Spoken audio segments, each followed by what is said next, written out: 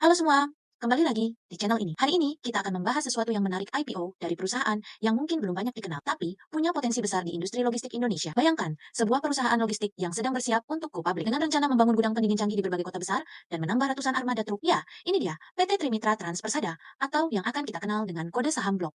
Blok ini bukan pemain sembarangan. Mereka sudah punya pengalaman solid di bidang logistik dan distribusi barang, khususnya untuk pengiriman yang membutuhkan suhu terkendali lewat anak usahanya PT Simpan Sini Aja atau SSA. Mereka fokus mengembangkan layanan cold storage yang semakin dibutuhkan di Indonesia. Berbicara soal IPO-nya, Blok berencana melepas 563 juta lembar saham atau sekitar 16,67% ke publik. Harga penawarannya cukup terjangkau, berkisar antara Rp240 sampai Rp270 per lembar. Dengan harga ini, mereka menargetkan dana maksimal sebesar Rp15207 miliar. Period book building nya sendiri dijadwalkan pada 23 hingga 25 Juni tahun 2025. Yang menarik, dana dari IPO ini akan digunakan dengan sangat strategis. Sekitar 67% akan dialokasikan untuk pengembangan anak usaha SSE, terutama untuk membangun 3 gudang baru di Tangerang, Pontianak, dan Makassar. Gudang-gudang ini akan dilengkapi fasilitas frozen, chiller, dan ambient. Sisanya, 33% akan digunakan untuk membeli 75-100 unit light truck khusus logistik cold dan dry. Direktur Utama Blok, Michael Tilon, menyampaikan visi yang menarik. Mereka tidak hanya ingin memperluas jaringan, tapi juga menjadi pemain utama di industri cold chain logistics Indonesia. Timingnya sangat tepat,